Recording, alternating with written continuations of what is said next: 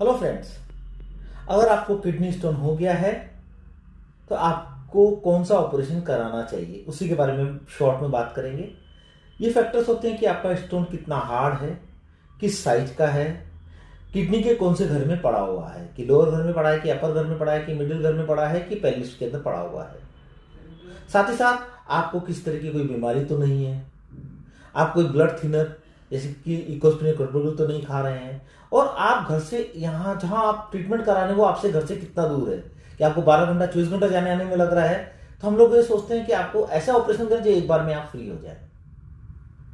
अगर आपका stone 1 centimetre से नीचे है तो हम फ्लेक्सिबल यूरोट्रोस्कोपी जिसे RIRS कहते हैं, लेजर की मदद से ऑपरेशन कराना उचित होता है। और आपका स्टोन 1 से 1.5 सेंटीमीटर का है और किडनी के किसी भी कोने में पड़ा हुआ है तो हम लिथोट्रिप्सी जिसे ESWL एक्स्ट्रासोर्बियल लिथोट्रिप्सी कहते हैं वो कराना उचित है।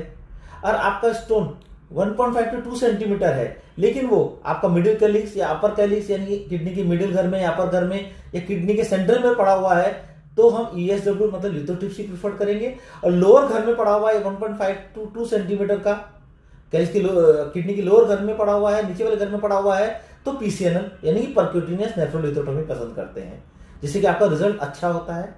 और आपका स्टोन अगर मोर देन 2 सेंटीमीटर का है तो PCNL मतलब परक्यूटेनियस नेफ्रोलिथोटोमी करके स्टोन निकाला जाता है, क्योंकि RIRS इसमें सक्सेस नहीं होता है।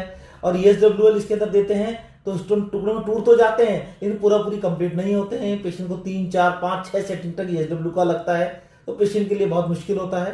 तो ऐसे कंडीशन में हम PCNL करके स्टोन को तोड़ के निकाल देते हैं।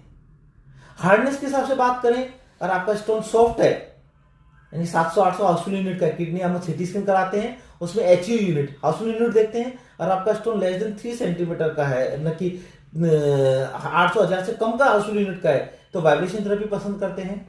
और उससे ज्यादा होता है 1000 हाउसफुल यूनिट से ज्यादा होता है तो हम लोग उसके लिए ये PCNL या RIRS प्रीफर करते हैं अकॉर्डिंग टू पेशेंट के स्टोन साइज के हिसाब से।